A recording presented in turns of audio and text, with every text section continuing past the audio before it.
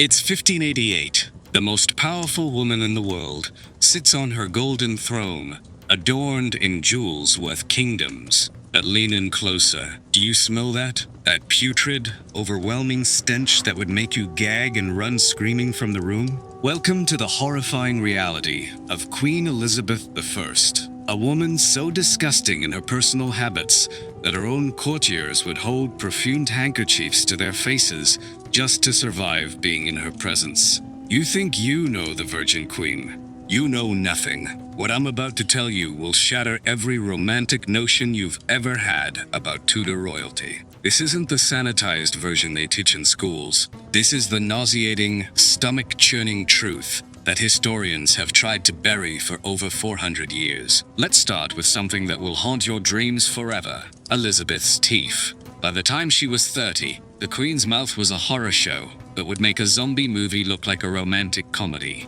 Her teeth weren't just yellow, they were black, rotted completely through. Some had crumbled away entirely, leaving gaping holes that whistled when she spoke.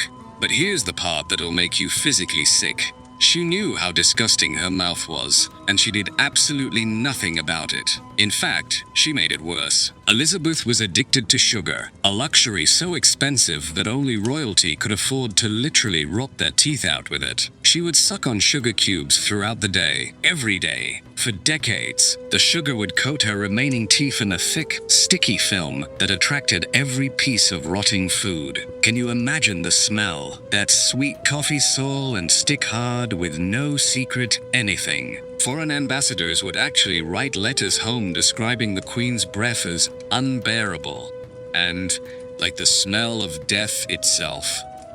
One Spanish diplomat famously wrote that speaking with Elizabeth was like conversing with a corpse that had been left in the sun for a week. Now, let's talk about that famous red hair that poets wrote sonnets about. Ready for this? It wasn't even her hair. By her 30s, Elizabeth was almost completely bald. The little hair she had left was thin, greasy, and fell out in clumps. Why? Because she never washed it. Ever. In those days, people believed that washing your hair would make you sick or even kill you. So Elizabeth would go months, sometimes an entire year, without washing her scalp. The buildup of oil, dead skin, and God knows what else created a thick, crusty layer on her head that was home to an entire ecosystem of lice, fleas, and other parasites. The smell was so bad that her ladies-in-waiting would compete to see who could avoid the duty of helping her dress. The unlucky woman chosen would often vomit from the stench rising from the Queen's scalp. But it gets worse, so much worse. To hide her baldness, Elizabeth wore elaborate wigs made from the hair of dead people. Think about that for a moment. Dead people's hair, sitting on top of her rotting scalp, mixed with the smell of decay and crawling with insects. You've seen those portraits of Elizabeth with her flawless white complexion, right? Well, prepare to have that image destroyed forever. That perfect white face, it was achieved using a makeup called Venetian ceruse, a mixture of white lead and vinegar. Yes, you heard that right. Lead. One of the most toxic substances known to humanity. Painted thick across her face every single day for over 40 years. This lead-based paint didn't just sit on top of her skin, it ate through it. Literally, the acid in the mixture would burn her flesh, creating open sores and scars that she would then cover with more lead paint. It was a vicious cycle of chemical burns and toxic poisoning that turned her face into a landscape of craters and festering wounds. But here's the part that will make your skin crawl. She never removed this makeup. Never. She would just apply new layers on top of the old ones, day after day, week after week. The buildup became so thick that chunks of it would randomly fall off her face during important meetings, revealing the rotting flesh underneath. Courtiers described seeing maggots crawling out of cracks in her makeup. Maggots living in the Queen of England's face. Now we come to perhaps the most disturbing part of this entire horrifying tale: Elizabeth's bathing habits, or complete lack thereof. The Virgin Queen proudly proclaimed that she took a bath once a month, whether she needed it or not. But even this was a lie designed to make her seem cleaner than she actually was. Historical records show that Elizabeth would go 3, 4, sometimes 6 months without any contact with water whatsoever. Her body was caked in layers of dirt, sweat, and bodily fluids that had accumulated over months. The smell was so overpowering that she had to be constantly surrounded by servants carrying burning herbs and perfumes, just to make the air breathable for others. But it wasn't just the smell. Her unwashed body became a breeding ground for every parasite and disease you can imagine. Lice lived in every crevice. Boils and abscesses covered her skin. She had rashes that would weep pus and blood, staining her elaborate gowns with yellow and brown stains that no amount of perfume could mask. Speaking of her gowns, Elizabeth owned over 3,000 dresses, and she never had any of them cleaned. Not once, ever. These beautiful, elaborate creations that cost more than most people earned in a lifetime were essentially mobile breeding grounds for every form of filth imaginable. They were stiff with dried sweat, stained with food and bodily fluids, and crawling with insects. The Queen would wear the same dress for weeks at a time, adding layers of jewelry and accessories to distract from the obvious stains and smells. By the end of her reign, some of her favorite gowns were so filthy they could literally stand up by themselves. Servants would find dead animals that had crawled into the folds of her dresses and died there, their rotting corpses adding to the already unbearable stench that surrounded the Queen wherever she went. Welcome back to this journey into the darkest, most disgusting secrets of Elizabeth I. The throne room at Greenwich Palace, the seat of English power, was a cesspit of human waste and decay. Elizabeth's throne itself was stained with decades of bodily fluids. The Queen, remember, never bathed and never changed her undergarments. She would sit on that throne for hours during court proceedings, and everything that came out of her body would soak into the fabric and wood. But here's what will make you sick to your stomach. The throne was considered so sacred that no one was allowed to clean it. Ever. So every drop of urine, every stain of menstrual blood, every piece of feces that leaked from the Queen's unwashed body just accumulated there, creating a toxic soup of human waste that would make a medieval latrine smell like a flower garden. Elizabeth's eating habits were just as revolting as everything else about her. She would eat with her hands that were black with dirt, and had fingernails so long and filthy they looked like claws. These nails harbored months' worth of grime, dead skin, and God knows what else. She never washed her hands before eating. Never. She would pick up food with fingers that had just been scratching her lice-infested scalp or digging at the festering sores on her body. Then she would stuff this contaminated food into her rotting mouth, spreading bacteria and disease with every bite. The dining table where she ate became contaminated with her filth. Food would fall from her mouth as she ate.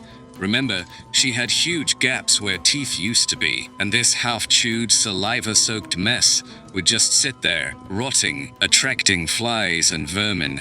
Other nobles at the table would try to eat while fighting back waves of nausea from the smell emanating from their queen. Many would excuse themselves to vomit, claiming sudden illness rather than admit they couldn't stand to be near their sovereign. Elizabeth's private chambers were perhaps the most disgusting place in all of England. Her bed, where she slept every night for decades, was never changed. The sheets, if you could still call them that, were black with accumulated filth. The mattress was infested with every parasite known to medieval England. Bedbugs, fleas, lice, and worse creatures had made their home in the royal bed. The Queen would wake up every morning covered in new bites, her skin inflamed and infected from the constant assault of these parasites. But the bed wasn't the worst part. Oh no, the worst part was the chamber pot. Elizabeth used a golden chamber pot for her bodily needs, but it was emptied only once a week, if she was lucky. Usually, it would overflow with urine and feces, creating a permanent puddle of human waste that soaked into the floorboards and created a stench so powerful it could be smelled from the courtyard below.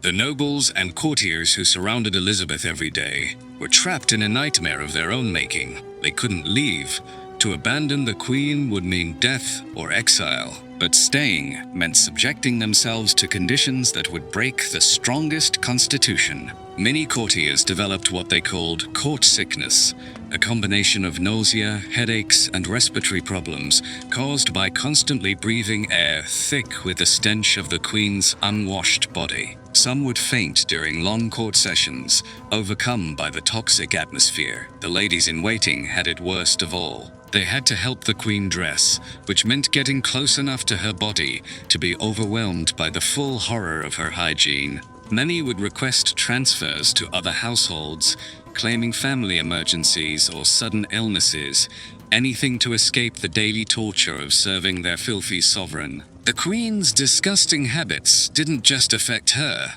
They created a health crisis that spread throughout the palace and beyond. Diseases that should have been contained to single individuals spread like wildfire through the court because of Elizabeth's complete disregard for basic cleanliness. Servants who handled her clothing or cleaned her chambers as much as they were allowed to clean would become sick within days. Many died from infections they contracted simply by being in the queen's presence, but their deaths were covered up, attributed to natural causes or God's will, rather than the truth that they had been killed by their sovereign's filth. Brace yourself, because we're about to venture into the most private and disturbing aspects of Elizabeth's personal hygiene. The parts of her life that were hidden even from her closest servants. The secrets so vile that they were whispered about only in the darkest corners of the palace. Elizabeth called herself the Virgin Queen, but her body told a different story. A story written in filth, disease, and unimaginable neglect. Her undergarments, what few historical records exist about them, paint a picture so disturbing that you'll wish you could unsee what I'm about to tell you. The queen wore the same underclothes for months at a time. These weren't just dirty, they were biological hazards, stained with menstrual blood that had turned black with age, soaked with urine from her frequent accidents, and crusted with secretions from the various infections that plagued her unwashed body. When these undergarments finally had to be changed, usually because they had literally disintegrated from the accumulated filth, servants would burn them rather than attempt to wash them. The smell released when they were destroyed was so horrific that it would clear entire sections of the palace. In Tudor times, menstruation was seen as shameful and dirty, something to be hidden at all costs. Elizabeth took this to extremes that defy human comprehension. She would not acknowledge her monthly cycles, would not allow servants to help her manage them, and certainly would not clean herself properly during these times. For days each month, the queen would simply bleed into her clothing, creating stains that would never be washed out. The blood would mix with her other bodily fluids and the ever-present dirt on her skin to create a paste-like substance that would cake between her legs and create sores from the constant irritation. The smell during these times was so overpowering that even her most loyal courtiers would find excuses to avoid private audiences with the queen. Foreign ambassadors would sometimes refuse to meet with her, claiming diplomatic illness when the real reason was that they couldn't stomach being in the same room with her. Elizabeth's skin was a horror show of neglect and disease. Without regular washing, her pores became clogged with months of accumulated dirt and oil. This led to massive outbreaks of boils and abscesses that would erupt across her body like volcanic explosions of pus and blood. These infections were never properly treated because Elizabeth refused to let physicians examine her body closely. She would simply cover the worst sores with more layers of clothing and jewelry, trapping the infection and making it worse. Some of these abscesses grew to enormous sizes. Historical accounts describe one on her back that was as large as a man's fist and constantly wept a mixture of pus and blood that stained everything it touched. The queen would simply ignore it, pretending it didn't exist, while the infection spread and deepened. Perhaps the most closely guarded secret of all was the condition of Elizabeth's feet. Hidden beneath elaborate shoes and stockings that were never removed, her feet had become something from a nightmare. Her toenails had grown so long, they curled back on themselves, cutting into her flesh and creating wounds that never healed. The skin on her feet was black with dirt, and dead tissue. Fungal infections had turned her nails yellow and brittle, and the constant moisture from never changing her stockings had created an environment where bacteria thrived. The smell from her feet was so powerful that servants could tell when the queen was approaching a room just by the odor that preceded her. Some claimed they could smell her feet from 3 rooms away, a putrid mixture of decay, infection, and accumulated filth that would make strong men weep. When she finally died and her body was being prepared for burial, the servants tasked with washing her corpse reportedly fainted when they removed her shoes. What they found underneath was so horrifying that several quit their positions rather than continue with the preparation of the royal body. Now we come to perhaps the most shocking part of this entire disgusting saga. How did one of the filthiest human beings in history maintain the image of a glorious queen? The answer lies in one of the most elaborate cover-ups in royal history, a conspiracy that involved hundreds of people and lasted for decades. Everyone knew. Everyone. From the lowest scullery maid to the highest lord in the land, every person who came within 50 feet of Elizabeth knew exactly how revolting she was. But speaking about it meant death. Not exile, not imprisonment.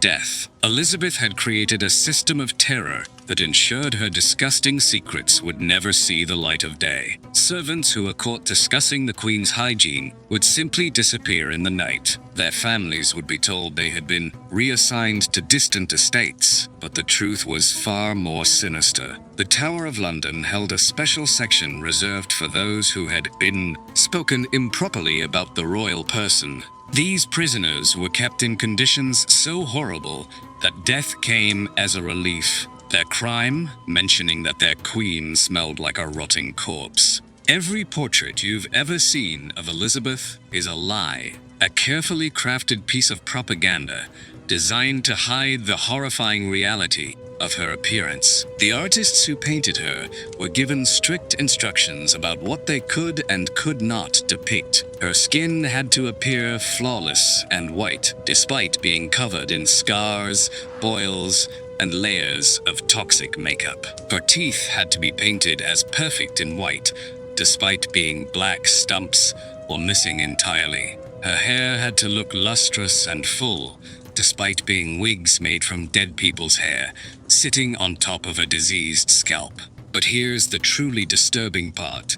The artists who painted her had to work from memory, or very brief glimpses, because they couldn't stay in the same room with her long enough to complete a portrait from life. The smell was so overwhelming that many would become physically ill just from the short exposure required to sketch her features. One Italian artist, commissioned to paint the Queen's portrait, famously fled England after just one sitting, claiming he had received urgent news from home. In reality, private letters later revealed he couldn't bear to be in the same room with Elizabeth for more than a few minutes at a time.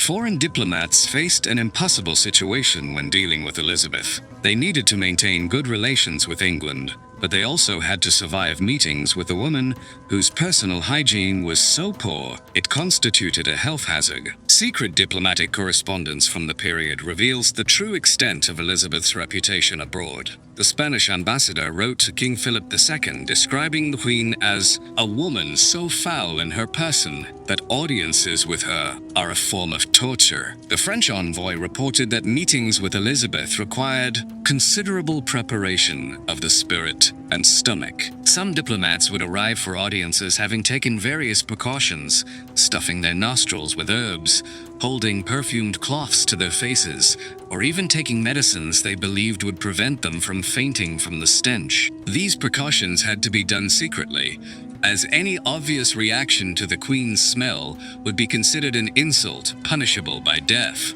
The palace servants lived in a constant state of barely controlled horror. They had to maintain the illusion that their queen was the picture of royal cleanliness while knowing the revolting truth of her daily existence. The laundresses faced the worst task of all, handling Elizabeth's clothing. These women developed their own secret protocols for dealing with garments so filthy they posed health risks. They would burn incense constantly while working, wear multiple layers of cloth over their faces, and work in shifts so no one person had to endure the full horror for too long. Many of these women developed respiratory problems from breathing air thick with the stench of the Queen's unwashed clothing. Some went blind from the tears that streamed constantly from their eyes when exposed to the overwhelming smell. Others developed skin conditions from brief contact with Elizabeth's contaminated garments. But perhaps most disturbing of all, these servants had to pretend that everything was normal.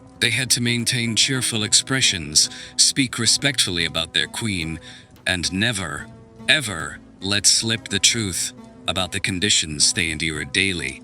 By the time Elizabeth reached her 50s, her body was fighting a losing battle against decades of neglect and filth. What started as mere uncleanliness had evolved into a medical catastrophe that would have killed a lesser person years earlier. Her immune system, constantly under assault from the bacteria and parasites that called her body home, was beginning to fail. Simple infections that should have cleared up in days lingered for months. Wounds that should have healed became permanent fixtures, weeping constant streams of pus and blood that added to her already overwhelming stench. The lead-based makeup she had been poisoning herself with for decades was finally taking its toll. Her hair had fallen out completely, her skin was literally rotting off her face, and her internal organs were beginning to shut down from heavy metal poisoning. Yet still, she refused to change her habits or seek proper medical treatment.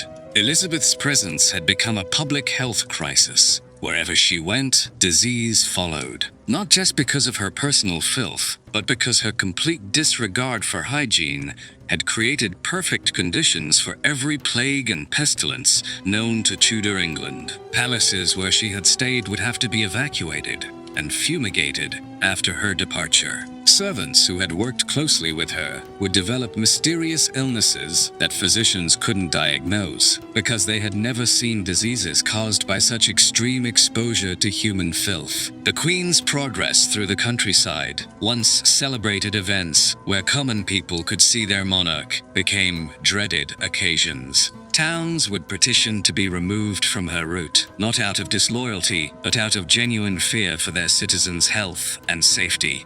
In her final years, Elizabeth's body was literally falling apart. Chunks of her lead-hyphenized skin would flake off like old paint, reversion invasive and frightened, revealing infected flesh underneath. Her remaining teeth were causing such severe abscesses that her face was constantly swollen and distorted. The smell had become so overwhelming that even the most loyal courtiers could barely function in her presence. Meetings with the Queen were kept as brief as possible, not out of respect for her time, but because no one could endure being near her for more than a few minutes. Her clothing had to be changed more frequently now. Not because she had suddenly developed cleanliness habits, but because the various fluids leaking from her diseased body would literally dissolve the fabric. Dresses that cost fortunes would disintegrate within days of the Queen wearing them. As Elizabeth lay dying, her final weeks were a horror show that tested the loyalty of even her most devoted servants. The smell of her decaying body filled the entire palace. Windows had to be kept open constantly, even in winter, just to make the air breathable for others. The physicians attending her could barely examine their patient. They would hold perfumed cloths to their faces and take frequent breaks to step outside and breathe clean air. Some refused to continue treating her, claiming they were too ill themselves to provide proper care. In her final delirium, Elizabeth would ramble about the various infections and ailments that had plagued her for decades, speaking openly about things she had kept secret her entire reign. These confessions, overheard by servants and courtiers, confirmed the worst rumors about her personal hygiene and revealed new horrors that hadn't been suspected. When she finally died, the relief in the palace was palpable, not just because the political uncertainty was over, but because the physical ordeal of being near her was finally at an end. When Elizabeth I finally drew her last breath on March 24, 1603, the greatest challenge facing her courtiers wasn't arranging a state funeral or managing the transition of power. It was the seemingly impossible task of making her corpse presentable for public viewing. The servants assigned to prepare the Queen's body for burial faced a situation unlike anything in royal history. A woman who had just died wasn't just deceased, she was a biological disaster zone that posed genuine health risks to anyone who came near her. The first servant to enter the death chamber fainted immediately upon removing the Queen's nightgown. What lay beneath decades of royal finery was a body so corrupted by filth and disease that it barely looked human. The skin was black in places, eaten away by acid burns from her lead makeup and infections from years of uncleanliness. Professional embalmers, men who had handled hundreds of corpses and thought they had seen everything, refused to work on Elizabeth's body after their first examination. The corruption was so extensive that traditional preservation methods were impossible. Her feet, when the shoes were finally cut away, they had fused to her flesh from decades of never being removed, were described as more bone than flesh, with toenails that had grown into spirals and flesh that had turned completely black from infection and necrosis. The embalmers who did attempt to work on her body had to take frequent breaks to vomit. They worked in shifts, no one able to endure more than a few minutes at a time in the presence of the royal corpse. Special herbs and perfumes were burned constantly, but nothing could mask the overwhelming stench of decades of accumulated filth and decay. Word of the Queen's true condition spread quickly through the palace, creating panic among the courtiers. If the truth about Elizabeth's body became public knowledge, it would destroy the carefully crafted image of royal magnificence that had been maintained for over 4 decades. A conspiracy of silence began immediately. Every person who had witnessed the condition of the Queen's corpse was sworn to secrecy under pain of death. Official records were falsified to suggest that the Queen had died peacefully and that her body showed the dignity befitting a monarch. But the truth was impossible to completely hide. Too many people had been involved in the cleanup process, and whispers began to spread throughout London. Stories of servants falling ill after handling the Queen's body, of rooms that had to be sealed off due to contamination, of clothing and bedding that was burned rather than cleaned.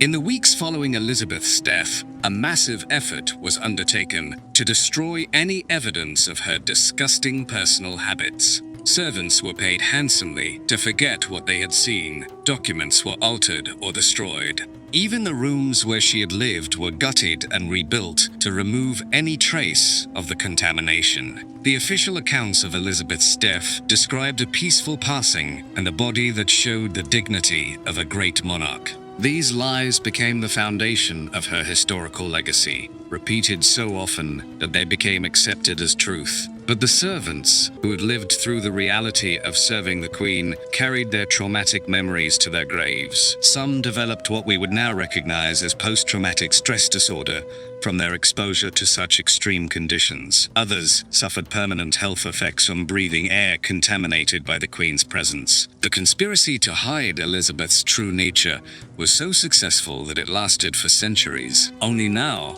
with access to private letters, servant testimonies, and medical records that were sealed for generations, can we begin to understand the horrifying reality of life with England's most disgusting monarch. Even after Elizabeth's death, the places where she had lived bore the permanent scars of her presence. Greenwich Palace, her favorite residence, remained contaminated for years after her passing. Despite extensive cleaning efforts, certain rooms retained an unmistakable odor that no amount of scrubbing could eliminate. The throne room had to be completely reconstructed. The original throne, so thoroughly saturated with decades of the Queen's bodily fluids, was secretly destroyed rather than passed on to her successor. The floorboards underneath had rotted through from the constant exposure to liquids seeping from Elizabeth's unwashed body. Whitehall Palace fared even worse. Entire sections had to be demolished and rebuilt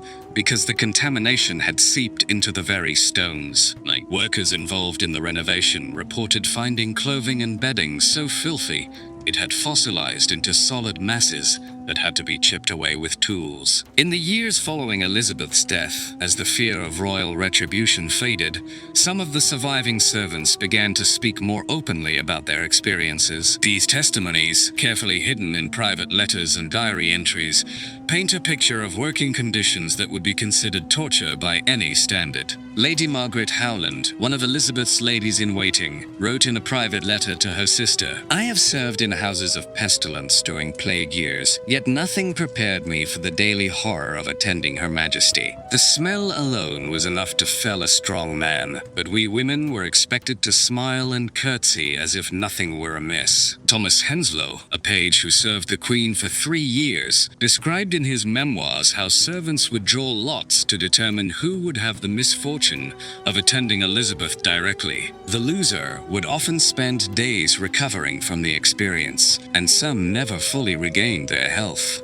Modern physicians, reviewing the historical accounts of Elizabeth's condition, are baffled by how she survived as long as she did. The combination of lead poisoning, chronic infections, and complete lack of hygiene should have killed her within years, not decades. Dr. Sarah Mitchell, a specialist in historical pathology, explains, "Based on the descriptions we have of Elizabeth's condition, she should have died from sepsis, heavy metal poisoning, or any number of infections long before she reached old age. The fact that she lived to 69 in those conditions suggests either an incredibly strong constitution or that the accounts have been exaggerated. But the consistency of the reports across multiple sources suggests that the accounts are accurate." Elizabeth I may have been one of the most medically resilient people in history, able to survive conditions that would have killed others within months. As we reach the end of this horrifying journey through the most disgusting secrets of Elizabeth I,